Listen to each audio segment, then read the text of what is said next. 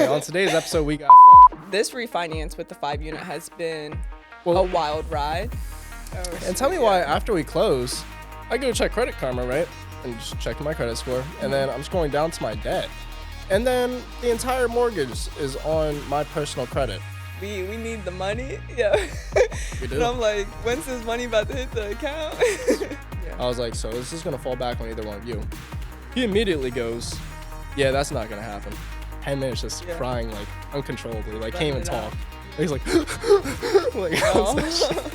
she was like, what happened? Like, is Stefanie okay? Like, are your friends okay? Yeah. Welcome back to the Investor Unite podcast, where we talk all things real estate, business, and entrepreneurship. If you are looking to ignite your real estate investing, then join us at Investors Unite. And on today's episode. Take it away. On today's episode, we got fucked. That's your favorite thing. And on today's episode. I know. I was going back and rewatching. No, I'm already going off topic. I'm not going to. All right, guys. So, yeah, pretty much what I just said, though. We're going to be talking about the hardest thing in real estate. Don't put our information out there. Sorry, guys. The hardest thing in real estate investing.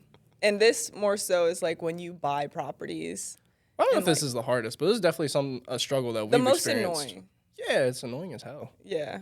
Wait, we can't be cussing. Not too much. Yeah. But also we want to get the channel monetized at some point, so we're gonna try to stop the cussing as much as possible. But go subscribe. That's kind of just how I talk sometimes, so I gotta work on it.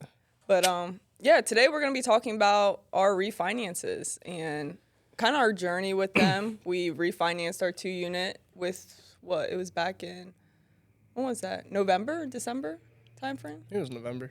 And then we literally just came from our 5-unit refinance. Like, we just came from closing. Straight up. It was, we closed at 3 o'clock, and it's like 4:30 now for you guys. Yeah. So, just an hour and a half ago. Yeah. You want me to dive deep into it? Just go ahead. So, this refinance with the 5-unit has been a wild ride. So, but let's talk about our first one, our 2-unit that we did. Right. And kind of how we went about with picking who we were going to use and how that process is. Okay. Let me dive into the numbers briefly. So on that first duplex, we bought it for $82,500. Right. If I'm correct. $82,500. We put like roughly 15 to 20 into it. Mm-hmm. All in at $103,000, I believe, was our final payoff. And we did a refi, appraised at $165,000. They gave us a loan amount of $120,000. And then after refi fees and everything, that came out to about $16,000, and we walked away with a check for $1,000. Right. After we paid off our initial lender, the private money lender. Yeah, with like a mortgage payment of $1,300 a month. Right. And how did we go about finding who we were going to use for that?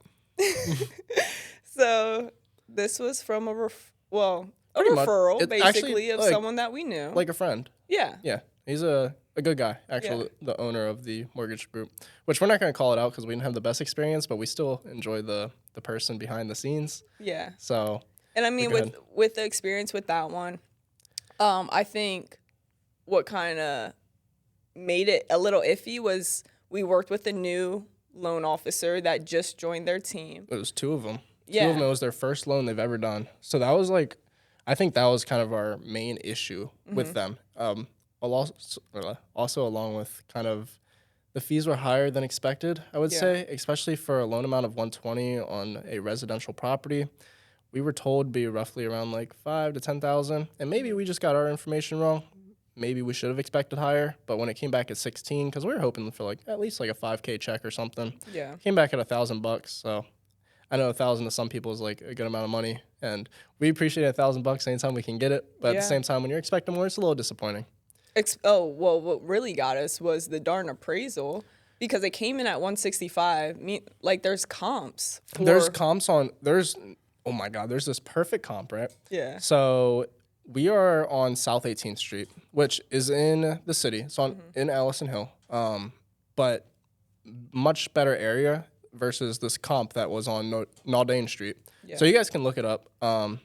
It's in Harrisburg, Naldane. But there was this duplex that sold about a month before our refi. So it was like a perfect time frame. Right. Also 2 units. Yep. Top, bottom. So perfect comparable. We had a little bit more square footage, and we actually had an extra bedroom as well. The only thing about their property was, I believe it was a little bit higher end on the finishing. But, I mean, they sold at 175, right? So we're like, we're in a better area. We have another bedroom. We have more square footage. Yeah. Our property is not quite as nice, but it's still fully extremely, remodeled. fully remodeled. Very nice property. So we were expecting, minimum 175 on that. Yeah. Up to like 185. I even saw one that sold at 205, was like the same exact setup, even less nice of a property of ours. Yeah. So I was like, we should be in that range. So when it came back in 165, it was a little bit disappointing. But also, like, what really messed us up, appraiser comes out here with some flip-flops and some shorts and stuff. Doesn't even look like an appraiser. Like, they just pulled this guy I'm like, off the I know street. we're already screwed. Yeah. So what I was saying, though, is the reason that you would want a higher appraised value is so that you can take a lower LTV percentage. So the higher of a percentage of the LTV, loan to value, that you take from the property, the higher your interest rate will be. So obviously, if your property appraises, I'm just going to give a random example. Let's say that your property appraises at $100,000, use 80% LTV. Your loan or your interest rate on that loan, it's going to be $80,000, but your interest rate would be, let's just say 9%, right? On a residential, that's kind of high at the moment, but just, example. So if the property appraised at $100,000 once again, but you only needed to borrow, let's say 65,000, so 65% of LTV, you would probably get an interest rate of like 8.25, or somewhere maybe 8, somewhere around there. So it kind of like, the higher the appraisal, like, it doesn't necessarily matter as long as you get enough to pay off the lender, unless you are looking to cash out and pull out as much money possible, or as possible. But yeah, so that's kind of why you still want that higher appraised value, even if your payoff to the initial lender isn't that high. Yeah. And, going back with the refinance on the 2-unit, it was a longer process because we're, doing a DSCR loan, and we only had one tenant in place, which we already had another tenant that was on board. It's just her Section 8 papers weren't... Right, they didn't transfer over yet. Yeah, they weren't transferred yet. So that's why it took a little bit longer for them to come over. But when I tell you, they were blowing up our phones like crazy. Wasn't the one time she hit you up at like 1 a.m. or something? It was crazy. Like calling you, like, I'm like, what? But like the good thing about like what we did is we handled it so like calm and relaxed. We tried to be. And yeah, they were freaking out on the other end. Freaking out. Like, how are you guys so calm and relaxed? Oh. They're like, guys, it's just another day in real estate. Like, get used to it. Another day, another million. Yeah, you might lose $100,000 one day. It's like, all right. We ain't losing 100. Oh, well. Hold on. Wait not the foreshadowing. I had to think about that. Right. So the other issue that we had with this initial lender is that obviously doing a DSCR loan, this property is in our LLC. Oh, and tell me why after we close, I go check Credit Karma, right? And just check my credit score. And then I'm scrolling down to my debt. And then the entire mortgage is on my personal credit. I'm like, why is that there? And then you check yours, and it's also on yours. Like, no and way. this, I don't remember the exact number at the time, but I believe it was roughly, my credit score had dropped roughly like 30 points or so, which could be worse, but at the same time, that's 30 points I didn't need to lose for no reason, right? So that also comes into play whenever you're maybe trying to get a pre-approval on a personal residence. They're going to look at your debt-to-income ratio. Obviously, and see that, right? Obviously, the income of that property will kind of offset some of it, but still, I mean, you see, it's like we should have just bought the property in our personal names. Dude, like, what's literally. the point? Right. So yeah, that was it was frustrating. And do you remember exactly how long that whole process take, like from start to end? We probably started it end of October, and then ended December 15th. Was it December 15th? I think so. The 12th or the 15th. That's crazy you remember that. I don't know. Yeah. But yeah, so that was that process. I feel like just overall with that was through a mortgage broker, just to be clear with that. And it was our first refi, so we didn't really know what to expect coming into it. But we kind of leaned more on the friend just because we didn't know. Like, we didn't know what to expect, and we trusted the friend. He's a very cool, laid-back guy. He's been in the business for a while. Not exactly mortgage lending, because he was just another investor, as far as I know, for a while. Was a loan originator on a different but for a different company, and then he started his own brokerage. Yeah. Right. So we wanted to give him a shot. He was like, just open this brand new brokerage and everything. Right. And yeah, no fun. Not at all. Yeah. So make sure that the loan officers that you're working with, maybe they have some experience. Yeah, don't just go with someone just because you're friends with them. Like, really make sure vet it's the these right people, and one. you Yeah. shop around through different brokers and lenders, and that's kind of another point we're gonna get to after this story here. Yeah. And I mean, diving into our next refinance, like, So we've talked about this. just because we Quite a learned lot. from our first one, we're like, all right, we're not going with them. We're going to make sure we shop around. We talked to so many different people, like, Yeah, so many.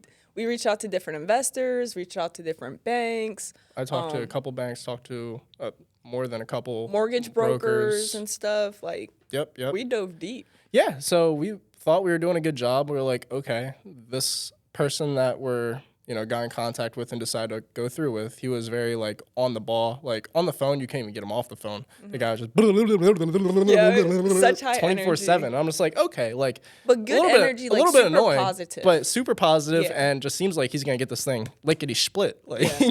try to Like, close we're it going up. to get this thing done tomorrow. Exactly. So, like, that was definitely a big selling point for us because, we don't want to waste any time if we don't have to. But also, okay, so like, because I think we asked a couple of people, like, where would we be in regards to the cash out price? What would our rate be? So on and so forth. And out of all the people we talked to, he was the one that came back to us the fastest and was just on it. Whereas I other actually people were. I had two different quotes before him. Oh, okay. Like, it was like same day they gave me the quotes. Gotcha, But that was gotcha. just rough numbers, not Yeah. from like an actual lender or something. Right. Yeah. So we go through, and I'm gonna like backtrack. Well, so we start the process. We decide to go with him and everything, and just for okay. We can talk about numbers after. Okay. Yeah. That's kind of, it's hard to like explain like the story without the numbers though. I mean, the purchase price of this 5-unit was $165,000. We got 5 tenants in there. The gross rent monthly is $6,250. Am I right? What is it? 5,925. Nah, I swear we're reaching 6. Oh, I'll run the numbers real quick. Hold on. Yeah. Because we did have to add the pet fee to the one, so that upped it a little bit. But let me Okay, all right. So oh, you're not including the utility costs, I'm not, right? Okay. I'm not putting Just making sure. utilities. So 1,000 plus. Plus, Woody. don't say the don't say the names. That's not his real name. Okay, so his is $1,250. The one across is $1,275. Yep. On the other side, upstairs is $1,100. And then on the first, $1,300. Oh shoot, I was wrong. 5,925. Yeah. All right. So anyways, yeah, we go ahead, and our total loan amount from the private money lender in the beginning was $245,000. Correct. 243. 243. Okay, close. Close. Same Close. thing. Pretty much. So yeah, like she said, we purchased it at 165. Obviously, closing costs and everything. Yeah. A little bit more than that. A little over $65K in rehab. A little over 65K in rehab. Did that also include holding costs, like interest payments? Yeah, we just put that all Gotcha. together. Right. So all in 243, and then that was our gross and monthly rent. Right, exactly. So killer deal. Like this, anybody else looking at this, Amazing. you're looking at over 2% return. Yeah. So obviously, whenever running a rental property, like easy numbers, you're looking for the 1% rule. Usually works. High interest rates sometimes doesn't work anymore, but if you're in 2%, you're cash flowing no matter what. Like, it's a good deal. Yeah. Should we talk about the operating agreement or not? No. Okay, We don't have to bring that up. Okay. But I will go ahead and discuss my experience with the credit score dilemmas.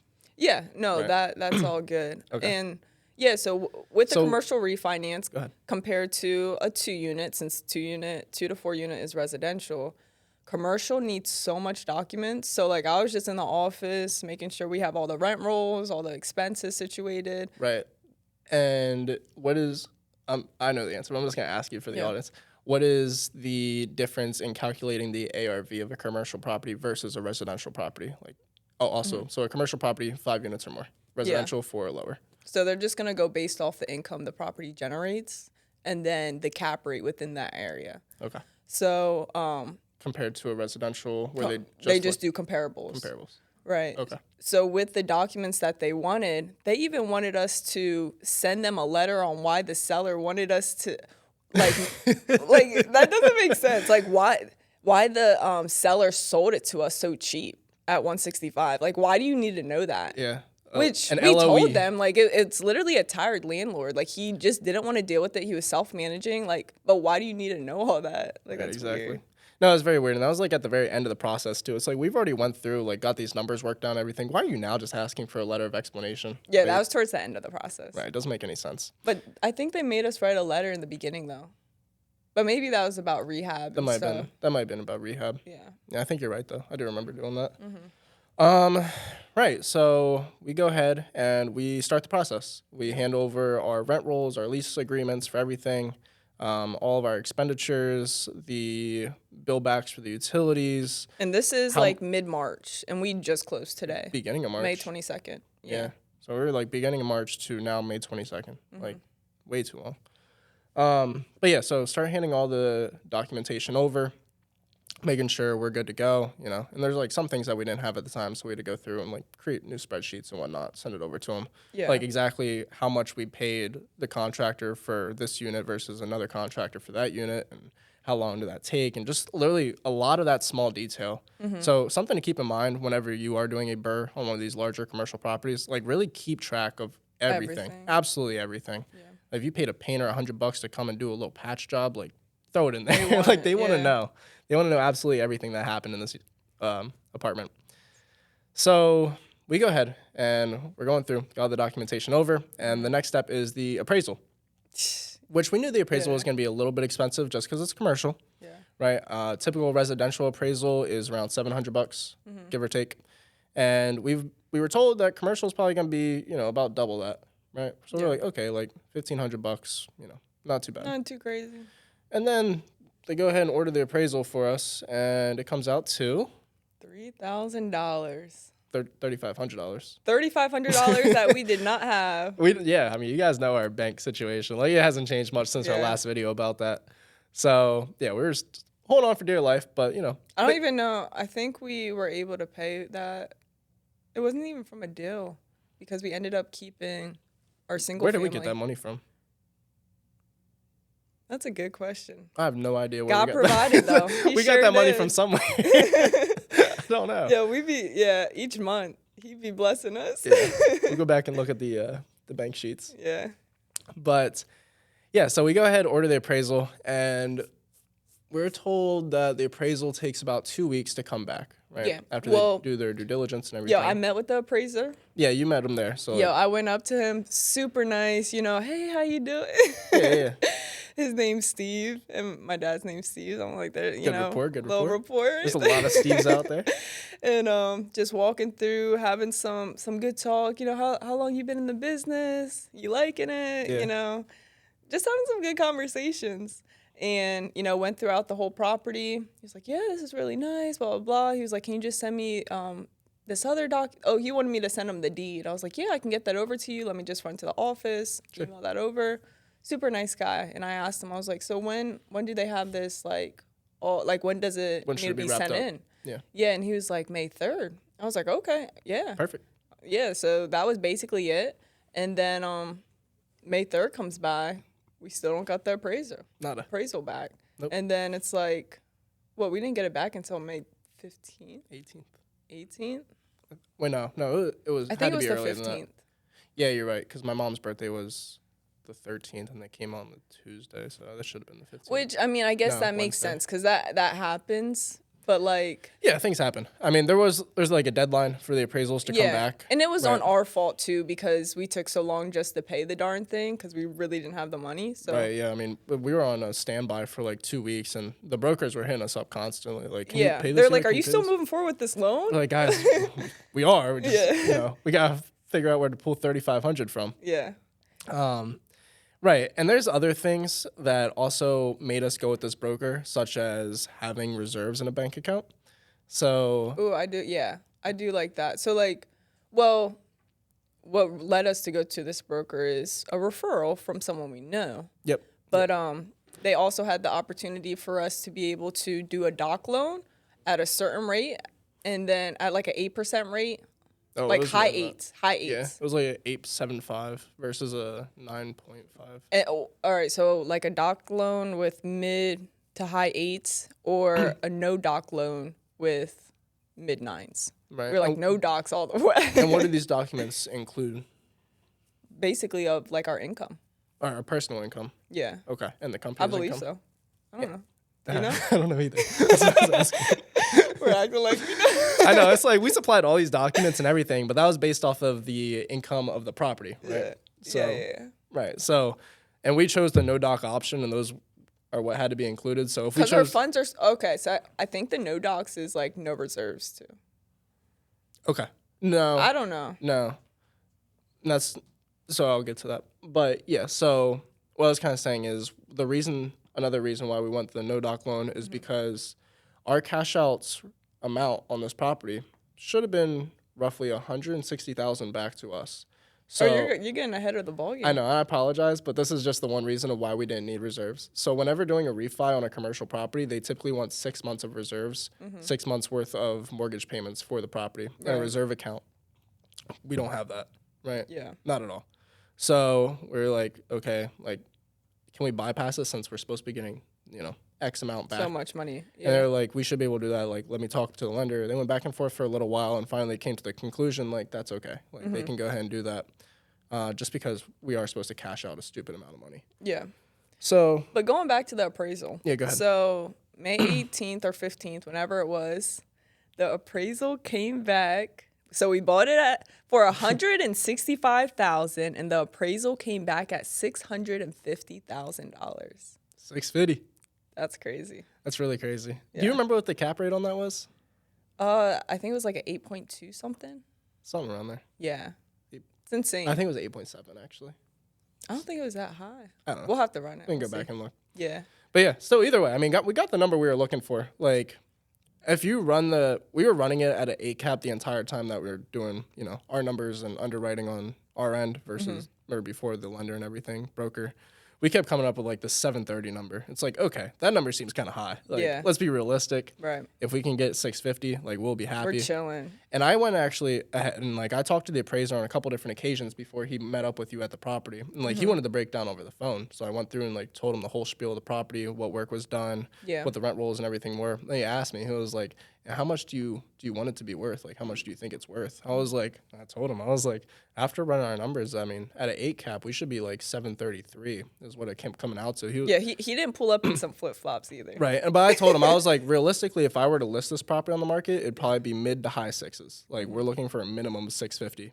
It's nice because he came back right at 650. So Yeah. it worked out well. This is a little off topic, but if we would have wholesaled this deal, Oh, yeah. yeah, we could have got it at 165. We could have sold it for like at least 350.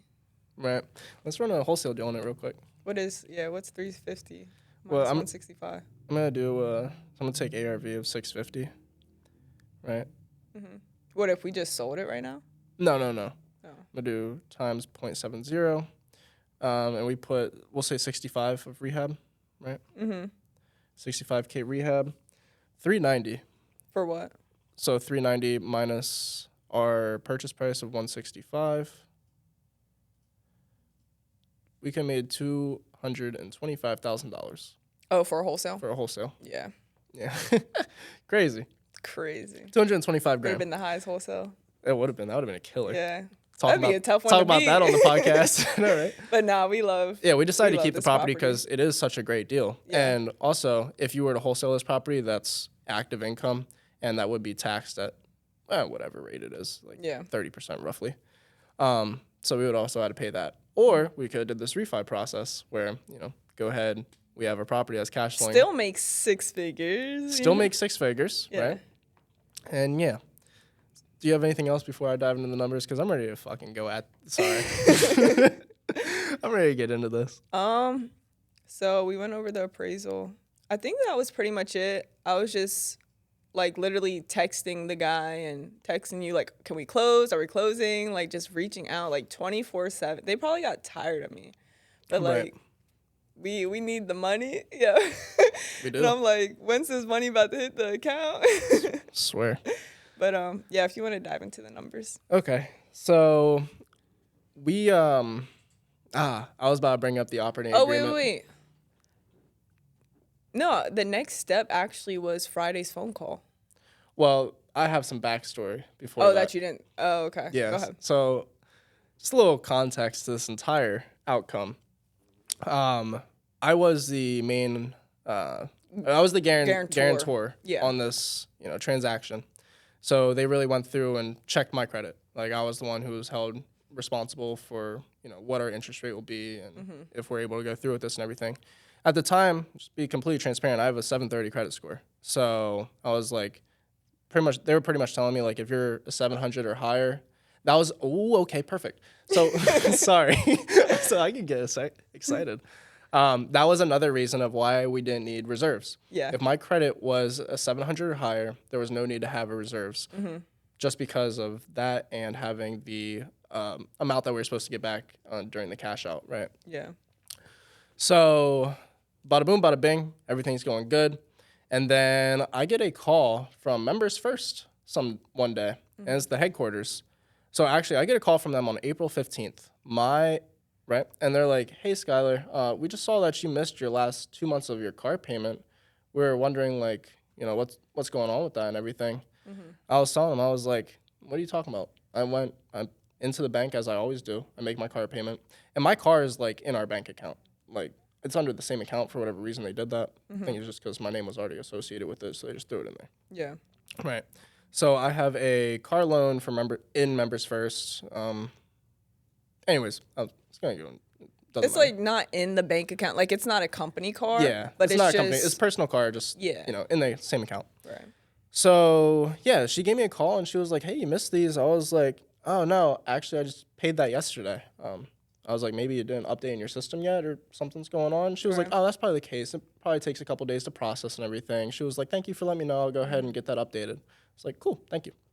End of conversation. Yeah. I get a call about 2 weeks later, beginning of May, from Members First headquarters again. It's a guy this time. He was like, hey, Skyler, just letting you know, you're 3 months behind your car payment. I'm like, what are you talking about? He was like, yeah, and it shows that your last payment that you made was like February 19th.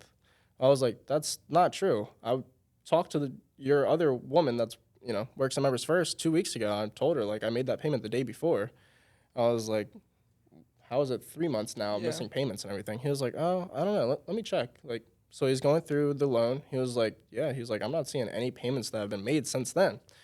I was telling him, like, I go into the bank directly. Like, I tell them, pay this, give them my personal debit card. They got to do money order, whatnot. Yeah.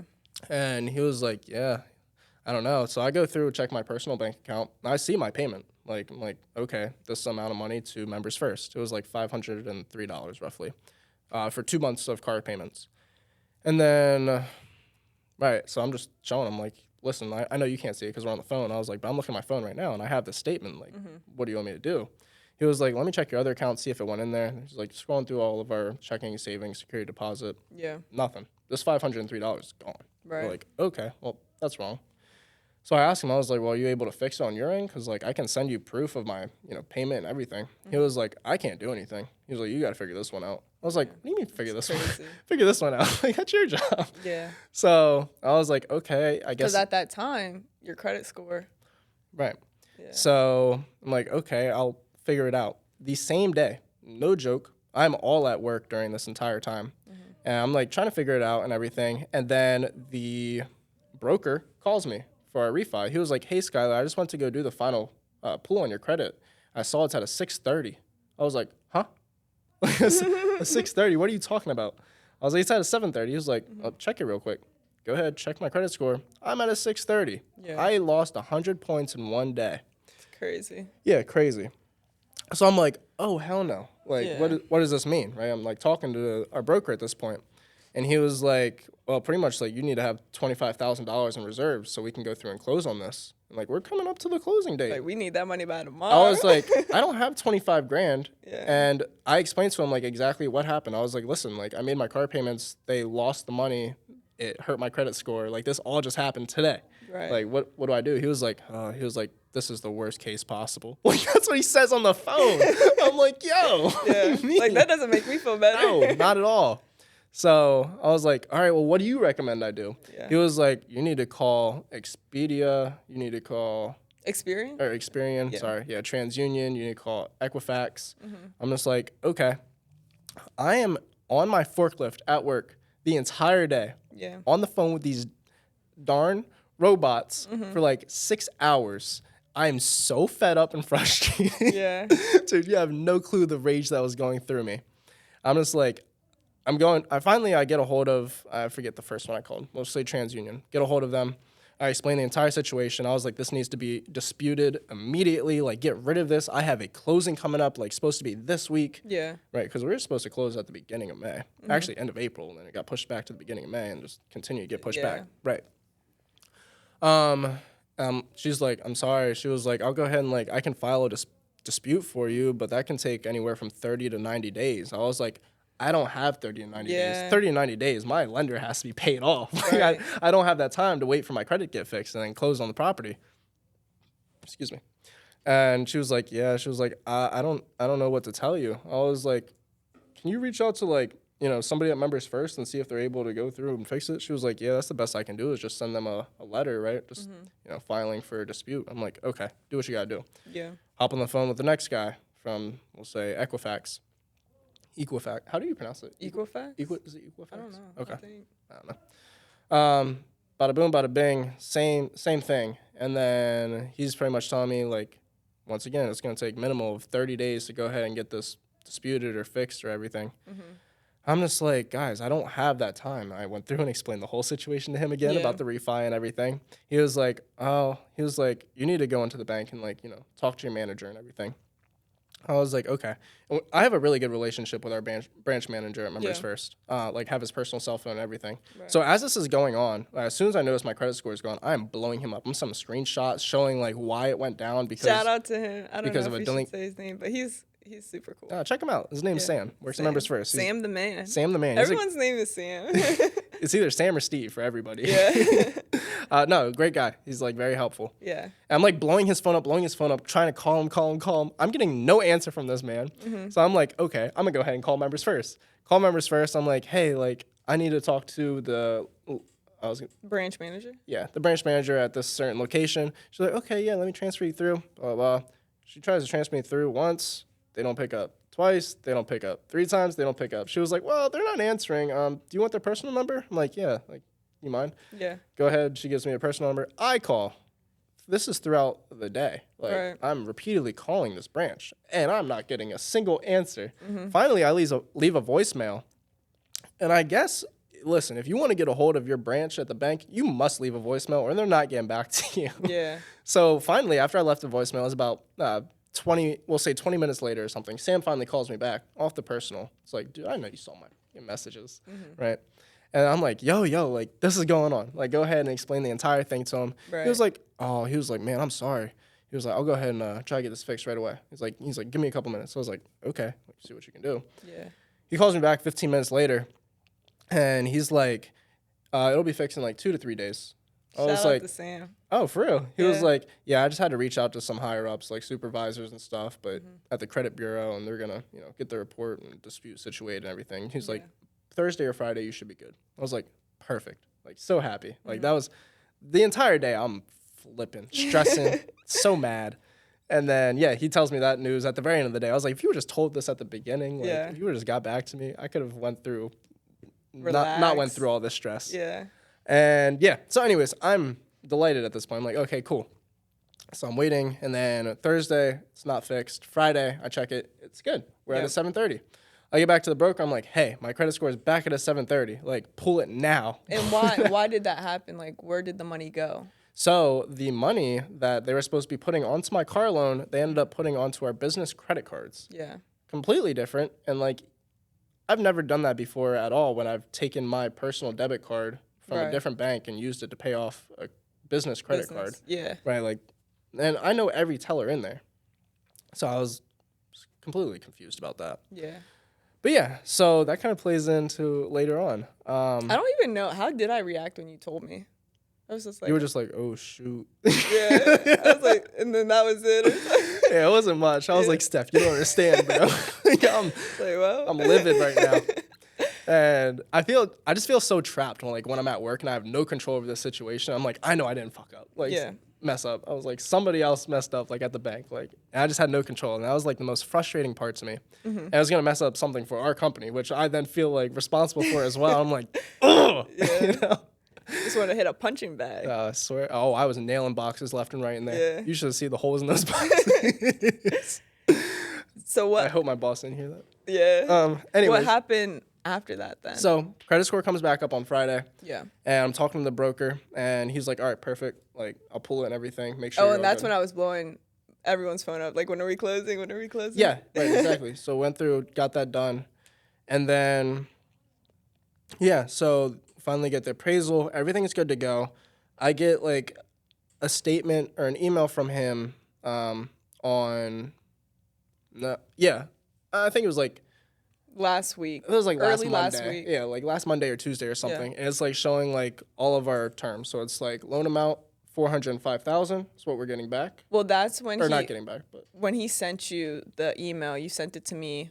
It was like, we need a letter stating why the seller Right. sold this low. So we hurried up, wrote up a letter, send it out.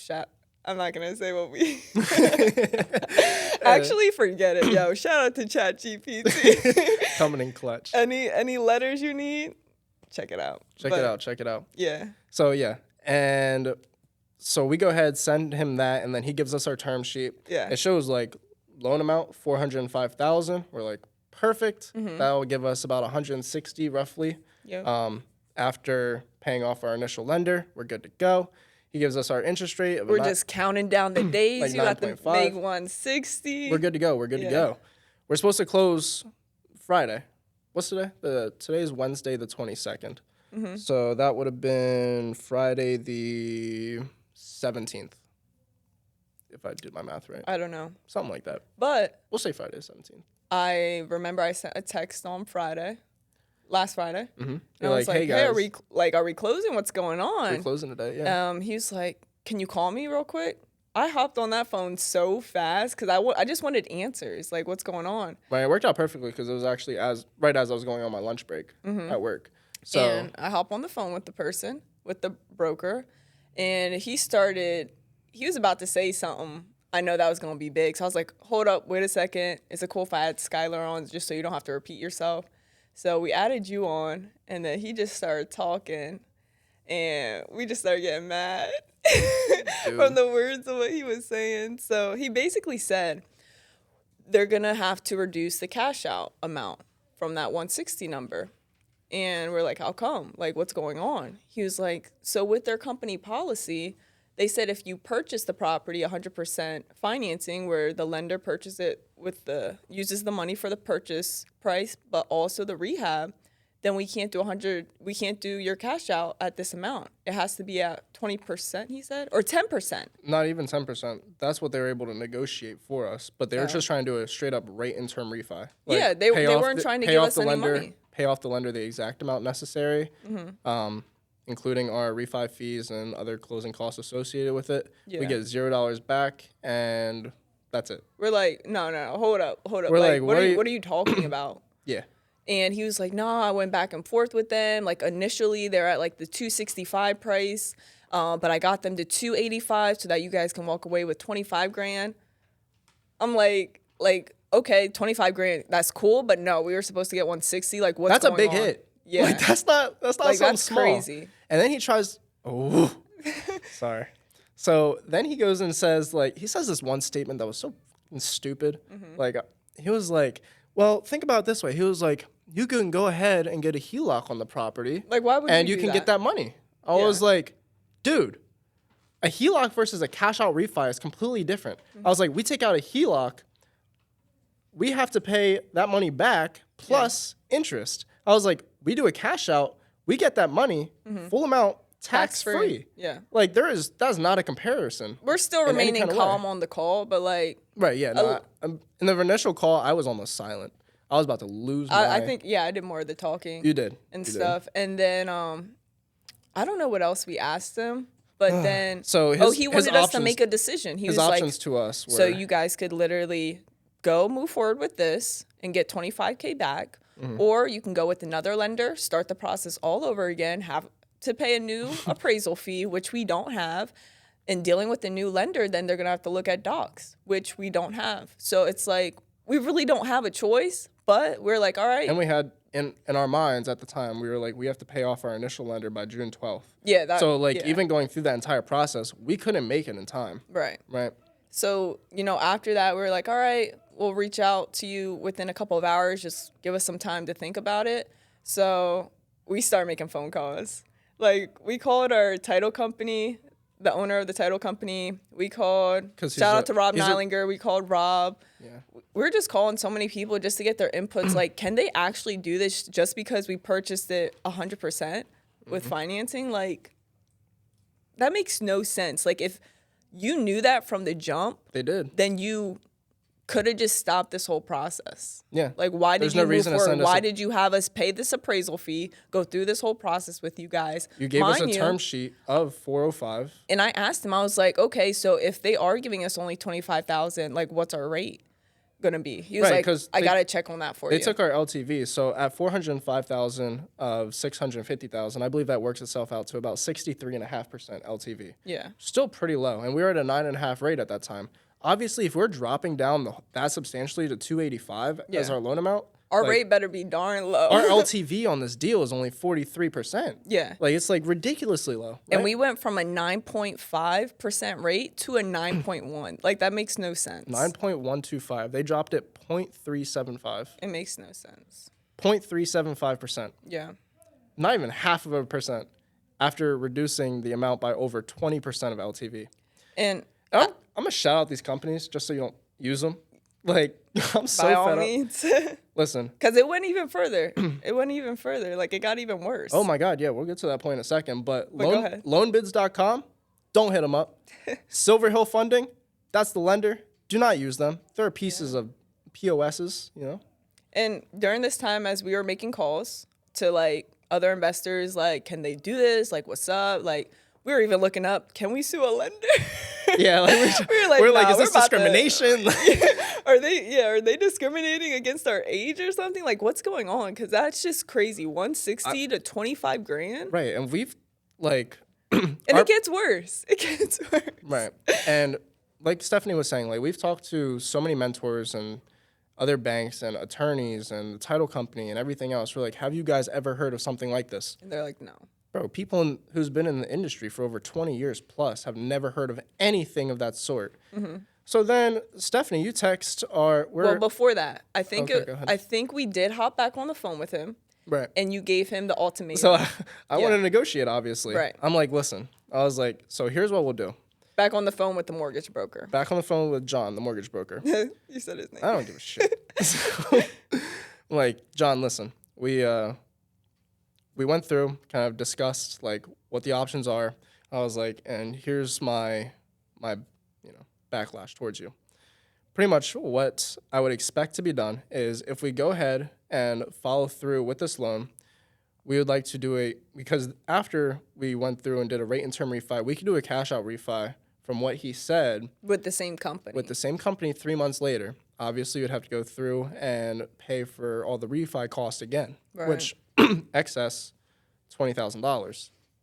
I was like, here's what I'll do. I was like, if we go ahead and follow through with this one, we plan on doing a cash out refi again and, as soon as possible. Mm-hmm. You already have the appraisal, everything. I would expect you to use the same exact appraisal because it's through the same lender, so it shouldn't be a problem, and it's within that time frame. 180-day time frame, which most lenders typically have. Secondly, I was like, I expect that refi to be covered by somebody. I don't care if it's the lender. I don't care if it's you guys. Mm-hmm. I was like, you guys already have all of our docs. Nothing's going to change. I was like, just telling them, I was like, you both just screwed the fuck out of us. Yeah. I'm so sorry for cussing, but it's like necessary on this one. So I'm like, that's option number one. Option number two is if we go with another lender, which we have to talk to our private money lender first to let him know that, hey, this is going on. Is there any way we can extend that balloon payment, just until we're able to get this closed because of the situation? Yeah. I was like, we'll have to go back and talk to him. But I was like, if we do decide to go with another lender, I expect you guys to pay for the appraisal. He said, I expect. Yeah. I was serious with him. Yeah. I was not playing. I was so mad. Yeah. And I was like, $3,500, I'm not paying that again just because you guys didn't do your proper due diligence of this lender. I was like, and the lender decided to screw us over as well. Yeah. I was like, so this is going to fall back on either one of you. He immediately goes, yeah, that's not going to happen. Like, there's no negotiation with him at all. He was like, listen, he was like, we don't even make that big of a fee. Like, we're not even making $3,500. We'd be losing money at that point. Mind you, they made. Let me get there. Yeah. He was like, so that, like, I'll talk to my president and everything at the company, and, like, he's a really nice guy. We'll see what he says. But he was like, I'm telling you right now, it's not going to happen. We've ran into situations like this before where we messed up, but we never take care of it. Like, we don't hold it's like responsibility for it. own your faults. Right, exactly. They take no accountability, yeah. and they don't try to actually help out their customers whatsoever. Yeah. Like, it's just, like, completely fucked. So, Strip just says no. Then we kind of end the conversation there. We're like, wrap it up. We'll be back in touch with you. Just give us a little bit. We're still trying to figure this out. We gotta think about this. Even though, like, we literally only have one option. Straight up. But, like, we just wanted to literally just talk to as many investors just to figure out, like, right. Can we sue these people?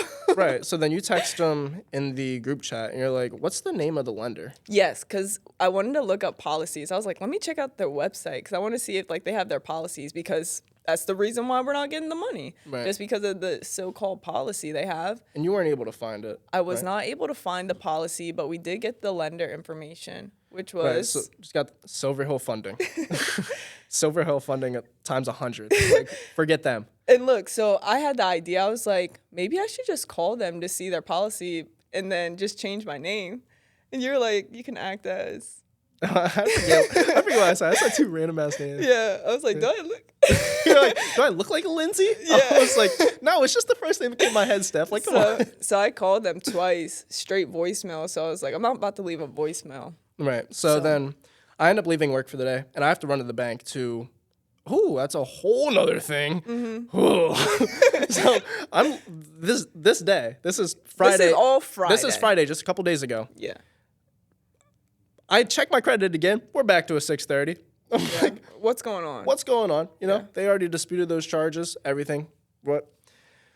So I go back to the bank, and I'm sitting in the bank's parking lot after I get off work, and I go ahead, and I'm like, I'm gonna call Silver Hill Funding, whatever. I was like, I didn't even tell you that I was calling them. Yeah, you didn't tell me. No, it was just like, I need to get a hold of these people. And just so we know, like with the text message, like all I asked the lender, I was like, hey, just, you know, out of curiosity, like who's the lender on the deal? That was it. That's all I said. Exactly. Yeah, but keep going, just so you guys know. Context of this, right? Yeah.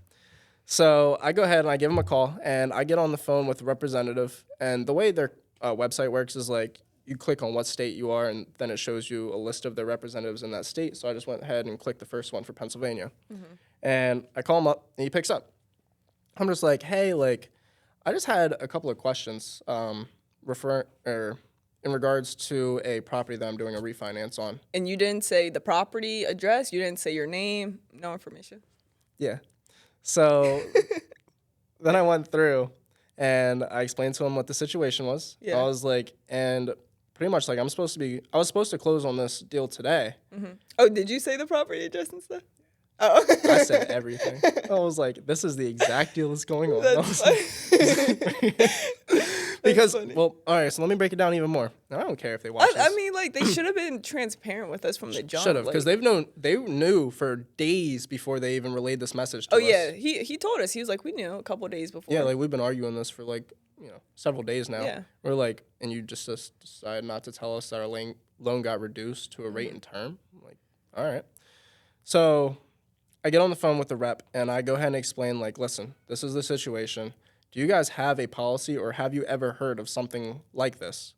Just saying that you're only willing to do 10% over the payoff amount, I believe. Is that how they worked it? No, like if we paid 100% right. with private financing. Yeah. Like if you're not able to give out this much money for the cash out. Right. So, yeah, I went through and explained it to him.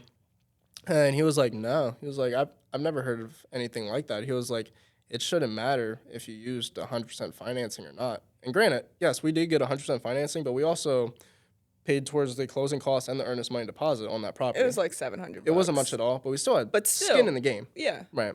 And, I mean, comparison to $165,000, like, sure, it's not that much, but still. And I was like, well, is there any reason that you could think of why this loan got reduced? And he was like, when did you buy the property? I was like, I believe we closed on it on June 12th, right? Yeah. And he was like, okay. He was like, that might be the only reason. He was like, that honestly still really shouldn't play a factor. He was like, but maybe they reduced it just because you haven't held it for an entire year yet. I was like, so do you think if I went ahead and just waited to close after June 12th that we could get this readjusted back to the initial $405,000 loan amount? He was like, yeah. He was like, that shouldn't be a problem. I don't know what's going on and why they're saying that. Yeah. I was like, all right. So I go ahead and I So call up. we don't mind waiting. So I call you up and I explain this to you. I was like, hey, I just got off the phone with them. Well, actually, no, I didn't. No, call you didn't first. call me yet. I didn't call you first. Yeah. I called John. I'm like, hey, John. I was like, I just want to let you know, like, I just called over to Silver Hill and not like, saying this is his fault in any kind of way, like that they're doing this and like he's held accountable and everything. But I was just like, I just called over to Silver Hill and pretty much they explained to me that the only reason that the loan might have got reduced is because I didn't hold the property for an entire year yet. Do you know if that might have, play a factor in this? This mother goes off. He's like, are you fucking kidding me? He was like, you're so unprofessional. He was like, you're an asshole. You're going to ruin my reputation. Like, he's like going in, like snapping on me. That's embarrassing. Snapping on me. He was like, I can't believe I did ever in business with you. Like, you're a piece of going off me. And I just stop him. I'm like, John, I was like, listen to me right now. Yeah. I was like, I did not give them the property information. I did not give them my broker's information. I didn't even give them my personal name. I did not even give them the address of the property. Yeah. Yeah. So, and I'm like, why the hell do you think it's okay to talk to me like this? Right. He was like, no. He's like, no. He's like, you this entire thing. He was like, I'm calling them right now. I'm like, okay, and bangs on me, like off rip. And then you call me. So then I call you, I'm like, Steph, you won't believe what just happened. So I go ahead and explain to you, like, the conversation that John and I just had.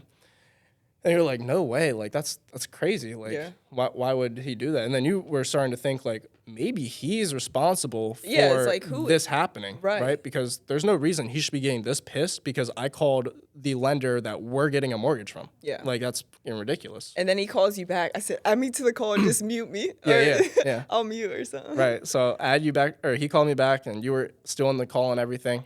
And then he started talking. He was like, yep. He was like, just got off the phone with them and that's not the reason. I was like, John, I just want to let you know the way you spoke to me right there was extremely inappropriate. Yeah. And then you kind of heard, like, do you want to explain?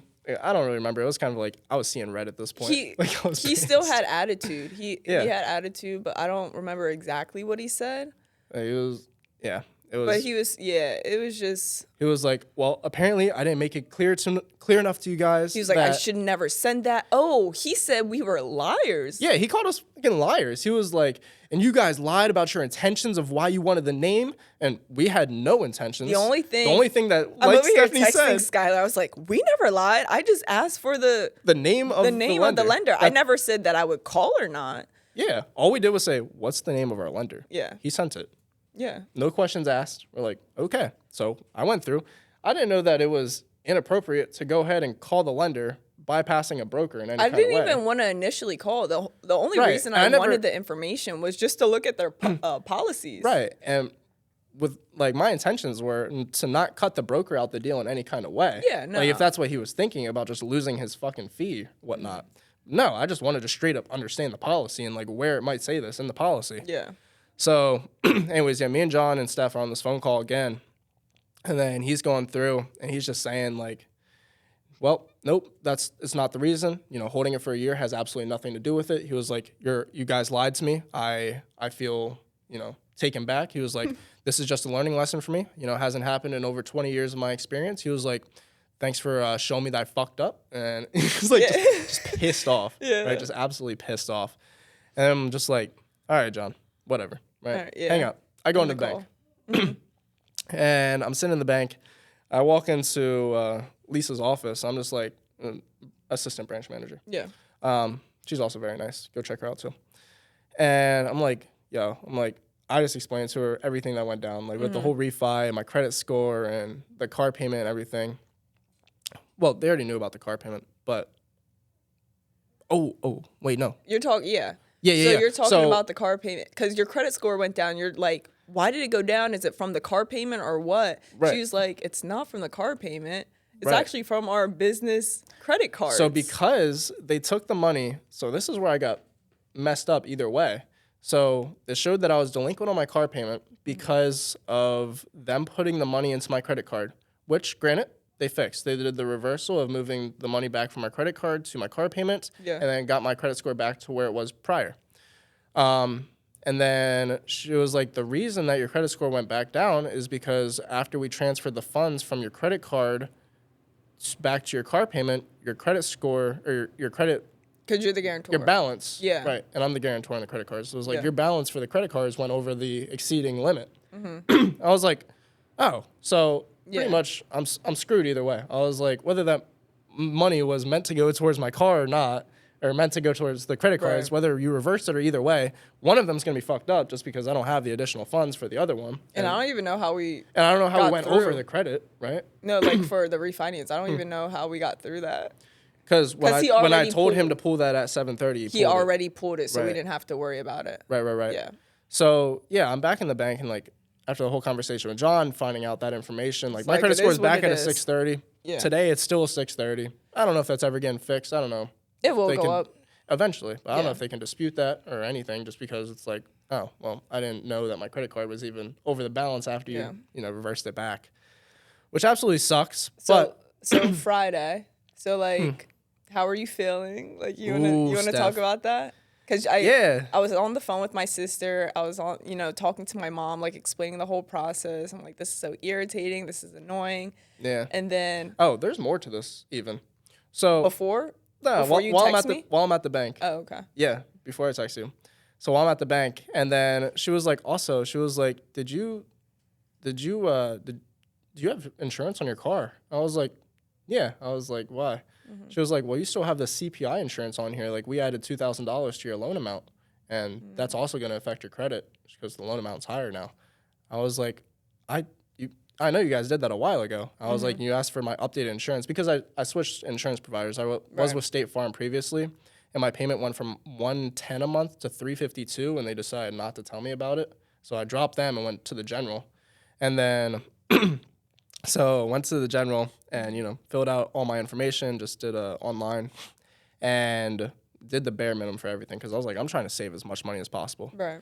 So I told them that the car was paid off. I wanted absolutely the smallest amount of liability possible. Like I want taking on liability as But much you as shouldn't possible. do that. You should. I don't recommend this in any kind of way. Yeah. I was like, but I'm in a little bit of a crunch, so right. So they go ahead and add the CPI insurance onto my loan amount, and I'm like, okay, but I can send you guys like my proof of insurance, my insurance card. This was like a week or two prior to that Friday, Right. and they're like, oh yeah, no, we got that, but we need the actual policy information. I'm just like, okay. I know exactly why they need the policy to make sure that their loan is included in my insurance policy, which will then make my insurance payment actually go up because the car is financed. It's not paid off, right? Yeah. So a little bit of a tall tale, we'll say. But yeah, so I was like, okay, I'm going to take the hit either way, but I'd rather add a little bit more to my monthly payment for my current car insurance and just update that and say that Members First is the loan amount on this car and everything. Versus having that additional $2,000 on my loan amount. Yeah. So I'm like, okay, I mean, just send me whatever you need, like an email or something that I can forward to my insurance provider, whatnot. And they're like, yeah. So they sent that over, and I go to try to send it to the General, and I realize I don't have an agent, like an insurance agent for the General for my car because I did everything online and I was never assigned one. Dude, I'm telling you, I don't think there's a single real human that works at the General. Really? I don't think so. Why? Because I'm going ahead and trying to find an insurance agent, and I'm going through their website and I'm calling every number on that website. Yeah. Every one of them is Shaquille O'Neal picks up. He was like, thanks for choosing the General. He was like, please choose from one of these options. Yeah. And then whatnot, they read through the options and I'm clicking every one of them. Dude, I'm on the phone outside of my house for this is after the bank and everything. I'm on the phone outside my house for 2 hours just trying to get a hold of somebody at the General. Because all I'm saying is I want to speak to an agent. I need to be assigned an agent. Because the robot's repeatedly asking what are you here for? What are you here for? They're like, all our agents are busy. Please tell me what you want. And for hours. This is what it's saying. Same No thing. matter what number I call, it's all the same exact line and everything, which, Yeah. I mean, makes sense, right? They're not going to change it per number. Dude, I lose it. So what happened? Like, did you get it? No. Oh, No, I'm still fucked. dang. Yes, credit's still at a 630, still got CPI insurance on the car, and can't get a hold of the Hey, general. we both got a low credit score. Can't get a hold of the general. But look, we put our money back into the business. That's why our credit scores aren't exciting right now, but that's going to change for sure. But Yeah. I remember you did text me because I was on the phone with my sister. She's like, my sister actually asked, like, this is so random. She's like, because I told her, like, I'm doing fine. I just have a headache. Like, it's just annoying. I just have a headache.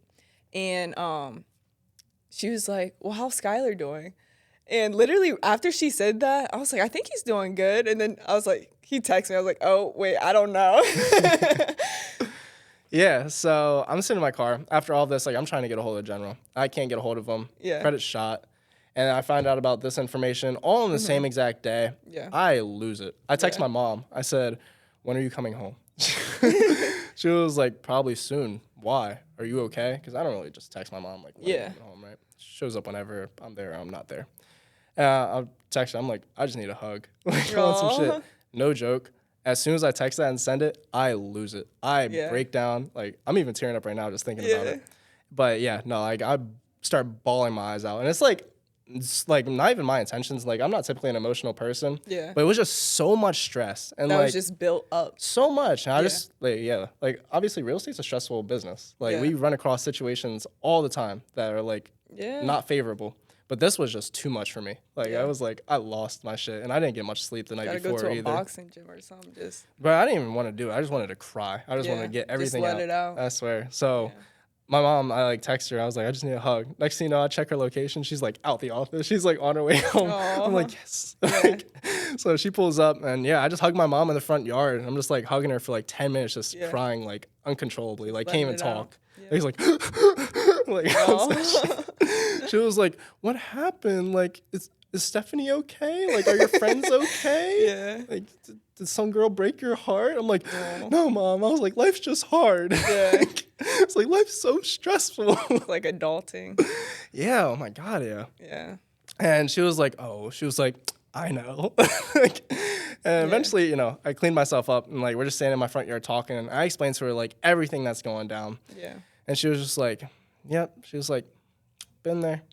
Like, she was like, I mean, she shows sympathy in her own way. Yeah. But I'm not really looking for Like, sympathy. been I just there, straight up done just that. wanted to hug and wanted to cry it out. And She's funny. yeah, she's like, trust me. She was like, I've been dealing with stuff like this for the past 30 years. She was like, I have a boyfriend in Baltimore. Well, not really a boyfriend, but my whole family makes a joke that's her boyfriend in Baltimore. It's really just a credit collector. So he blows her up like 10 times a day. Same person. She never answers. But yeah, so she's been dealing with credit card debt. Her score's been in like in the 400s for years. No, we're gonna change that. I'm gonna fix her life eventually. This was supposed to help out. Like, so my mom's birthday was May 13th. Love you, Mom. And she doesn't really watch my podcast, but I was actually going to give her $5,000 as like a birthday present. Like, here, like, catch your credit cards back up and everything and like pay off some bills that we have. And so once I got this news, like, it also affected me personally just because I wanted to help out the family. And like, that's something I've been wanting to do for a long time ever since we got into this business. I really thought I was getting to that point where I'd be able to. Then I couldn't. And it was like perfect timing for my mom's birthday and everything. I was like, this is about to be amazing. And then, just crushed me. Just absolutely crushed me. So me and my mom, I mean, we just started walking around the neighborhood. I was like, go for a walk. We did. We went for a hike, bring your Bible. We went for a walk around the neighborhood and talked about it. And by the end, I mean, I felt 100 times better. Like, honestly, I was like, you know what? It's another day. It's another day in real estate. Another day. Right. Like, you can't all, control everything. You just got to go with the flow, honestly. Right. So all in all, we go to closed. Well, we call them back and we say, oh, no. I think I texted them. I was like, all right, we're moving forward. Because I knew we had until 5 o'clock because everything would shut down and we have to tell him faster because if we would have delayed till Monday, then it would have pushed everything back. Yeah. So right away, he sent you an email. We got that sign. Yep. And then, we were supposed to close Tuesday, but today's Wednesday. Yeah, I mean, it got push back another day. But Oh, and then Tuesday, he reached out. He was like, hey, so just to let you know, you're not getting 25 grand back. You're actually getting 16,000. well, yeah. So he sent the money, or not sent the money. He sent the HUD for it, and it was like 15,900 and some change. And it was like, what the heck? Yeah. And it's funny because I'm on the phone with Cam, like as we're sending this, and like he's asking about like the refi and everything, because I mean he understood like what we were going through, or not Yeah. what we were going through, but that The we're supposed to get this process. right. So I explained, you know, the whole situation to him, Yeah. and he's like, dude, he was like, your refi fees came to $29,000. I'm like, yeah, like no joke. He was like, read that shit off to me. So I went through and read it off to him. He was like, is there anything like you can negotiate here? Like you and Steph just got completely effed over by everybody. Like Yeah. it's absolutely ridiculous. And then he was like, you need to reach out to the Burr group. I was like, The Burr group. right. I was like, what's the Burr group? He was like, it's a Facebook group. He was like, there's like 285,000 members in it. It's like one of the biggest real estate groups Oh, I haven't heard of on it. Facebook. I'll have to look He was it up. like, I'm sure Steph's part of it. He goes through it to look. And Yeah. you weren't part of it. Yeah, I'll have to So- check it out. Right. And, you know, I don't use Facebook. So I wasn't part of it either. He was like, yeah, you need to post this in there and, like, just see what they have to say. Like, I'm sure somebody's going to have some advice for you. I was like, dude, I literally close tomorrow. Like, it was a conversation we literally just had last night. I was like, I'm just going to close tomorrow. There's nothing we can do about it. I'm just so fed up with the whole situation. Like, I'd rather just get it closed, done and over with, close the book on it, and move on to the next thing, right? And we closed today and We got got a check for 16, a little over 16 and some change. $16,040.49. But you know what I was thinking coming over here? 10% of the amount of money we were supposed to get. Yeah, another zero should be on that. There should be another zero on that number. But I was thinking, I was like, it's crazy. A couple of years ago, we used to work at Get Air Trampoline Park. And now we're like, I know we think 16K is like a little bit of money just because of where our business is at right now. Salary at Get but Air. it's like, that's kind of crazy. Like we're Dude, getting we were making $8 an hour. Yeah, I feel like it just comes down to perspective. Like, Right. that's still, even though that may seem like, I mean, it's a little towards, you know, with our group of who we surrounded ourselves with, which we know people making 6-figure deals, doing crazy things. 6 figures a month easily. But like someone watching this that hasn't done a deal yet, like that could they want that 16K check. Exactly. You know? And I mean, a burr is technically a win no matter what, as long as you're able to have $0 into the deal and pay off the lender, right? Yeah. Because Like, we're still cash flowing like $500 a door. Come on. 500 a door. Crazy. Yeah. Right. So, I mean, the whole goal of a burr is to obviously just be able to. There's a hair here that is bothering me. Anyways, to pay off the initial lender, be $0 into a deal. They call it an infinite burr, and you cash flow on a monthly basis, which we accomplished, and then some a little bit. So, in the grand scheme of things, it's a win. Yeah. If you look at it that way. But yeah, like definitely literally everything is a win at the end of the day because number one, we learned we don't like mortgage brokers. And shout out to Rob, he told us to start, you know, building more connection with credit unions. Credit unions, banks, So we'll definitely look more into that. And he also said that you should already know who you're going to refinance before you even buy the property. Right. So that's a great piece of advice that I was actually going to bring up as well. So I'm glad you did. Yeah. So Rob Nylinger, we had him on the podcast before. Check out that episode. Go check it out. But very experienced guy. He's been a great help to our company and our growth and everything. And just giving advice. And that was one piece that he gave is like before he even closes on any of these large commercial deals, like go through and talk to the end bank. Like the person that you're going to do the refi with, just to make sure they're capable of doing it, what kind of terms you'd be looking at, just to make sure that like all your numbers are in order. Yeah. Right. But so that's. Oh, go ahead. I was gonna say moving forward, like prep. Major prep. You also had him on the podcast. Major Go check preparation. But yeah, I just felt like it lit a fire under our butts because past couple of days we've been on our grind. I feel like we got comfortable. Like just expecting that large check. Yeah, on Saturday, like I was just reflecting the whole day, just like studying, listening to podcasts, literally podcast after podcast after podcast. And I was working as well. That's where I got that big list. I won't say, like, we're working on a new strategy, but got that big list for you. Just new marketing strategy. And I was like, we hopped on a phone call on Monday. I was like, yo, we're slacking. Like, in the beginning, when we started our business, we were going at like 80 miles per hour. But recently, as the year's been going down, like we've we've been around like that 30 miles per hour, and I'm tired of it. Yeah. Like, I'm seeing, like, you look at your competition, and you're supposed to say, like, it's just you versus you, which is true. Like, comparison is the thief of joy, but still, there's competition out there. There's real competition. I'm a competitive person, and it just, like, pushes me. It's like, there's no reason why we're not making $30K a month. Yeah. Easily. Right. Easily. With the resources we have around us, you know, through, like, the guests we have on the podcast, through just everyone, you know, people we know, the relationships we built. And that just kind of got me mad. No. In a good way. In a good way. I know. You called me up when you were having that conversation. And I was like, I couldn't tell if you were mad at me or just mad as a whole. And I was just like, at the whole thing, yeah. Right. And then also, we recently went through our core values, right, within our company with the employees. Yeah. And kind of like broke it down. And one of them is adapting. There's adaptability, right?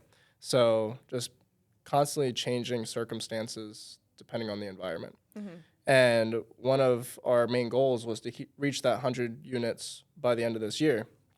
But now after kind of like realizing like what we're going through and the fact that we don't have the capital that we should have just in reserves in case anything does go wrong. Like, God forbid. Say something, knock on wood, nothing happens. But let's say something does go wrong on one of the rental properties. Like, we don't have the money on hand just to back it up. We would just be going to ground zero and literally just be broke from month to month to month. Right, exactly. Where we were just relying on rental money to so-called make a living off of it. So we weren't solely relying on the rental money because we were still doing, cold calling, just at a much smaller scale and with a bunch of older lists because we didn't have money to pull new lists, new data and everything. Oh, I mean, we pull lists for free, but then skip tracing was money and then also, everything else. So yeah, we just decided to come back and like really ramp that up. And you came in clutch with a certain company that's helping us out tremendously with that. So yeah. I don't know if you want to shout. We're testing them out right now. So like, if we do like them, they were the very first real estate software I've ever used. Really? Like back when I was like 16 years old. Yeah. I downloaded their app and like used that for my.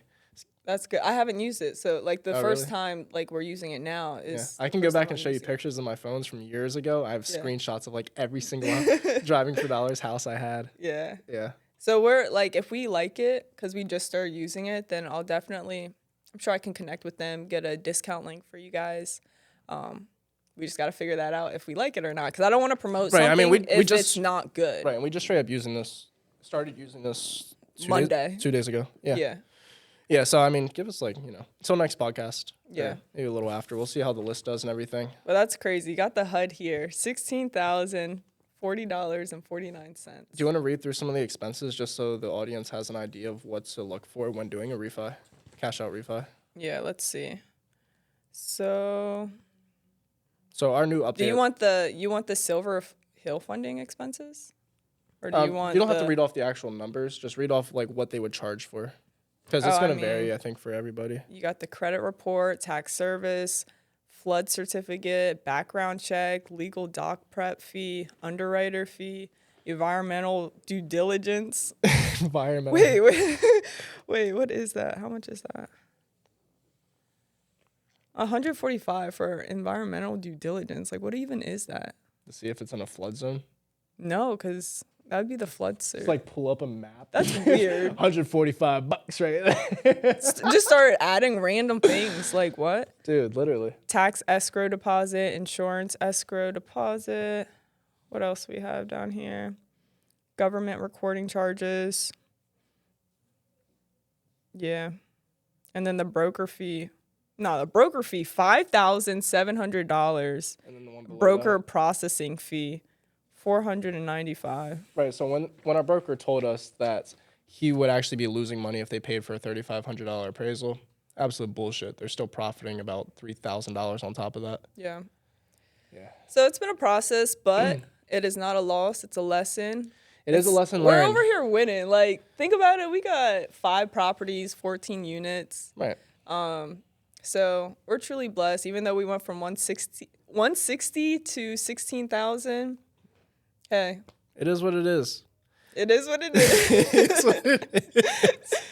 Yeah. So, I mean, we are, in the grand scheme of things, I mean, compared to other people our age, we are doing well. And I was kind of thinking about this earlier, how I know during, like, your little tangent on the phone that other day. You were like, there's other companies that are making, like $100,000 a month per se. Yeah. I'm thinking in my head, I'm like, well, technically, we bought our first rental property in May. We'll say June, right? I was like, we're about to come up on a year.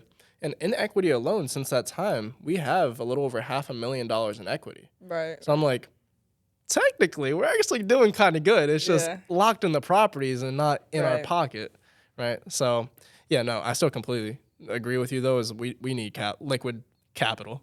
Yesterday. We need it yesterday. Years ago. We needed it forever ago. But it's just a learning lesson. And obviously, every experience you go through, you just have to take the positives out of it and, just use those. I'm happy this happened, low-key. Like, I'm happy that I fire's can't say lit. I'm happy about it, No, but I'm happy that fire's lit. Like, our competition should be scared. I would be. I'm serious. I'm not playing around. Nah, like, when I put my mind to something, like, I have my mind on the business, but, like, when I'm on a new level. Pissed. You say the words for me, huh? Yep, I got you. Like, it's over. It's over. And that's a wrap. Yeah, we're going to end it there. Good luck Make to sure you guys go subscribe. Yeah. All Good luck to the competition out there. Yeah. No, please like and subscribe. Yeah. It would help out tremendously. Obviously, our goal of reaching 100 doors by the end of this year is not our focus right now. It's not our main focus anymore. I mean, we'd still like to obviously acquire units if it is a juicy deal. And it's just going to happen on God's If you timing. have any deals in Central PA, please bring them to us. Right. Like, we want fix and flips, We'll help you JV on some wholesales. We want more rental properties, even though that's been a hassle, but we still want more. Yeah. So if you got anything, please, another goal of ours is to hit 10,000 subscribers. We're cash buyers, even though the cash is tight, we're still cash buyers. Yeah. We got good lenders and we got good contractors to help us out. Right. So, yeah, just building those connections. But please, like, subscribe, share this video. And Cam, I know you're watching this, and I expect you to throw this in that Burr group on Facebook and get 285,000 views on this video. Yeah. Help out a lot. But with that being said, we'll catch you guys in the next one. Peace.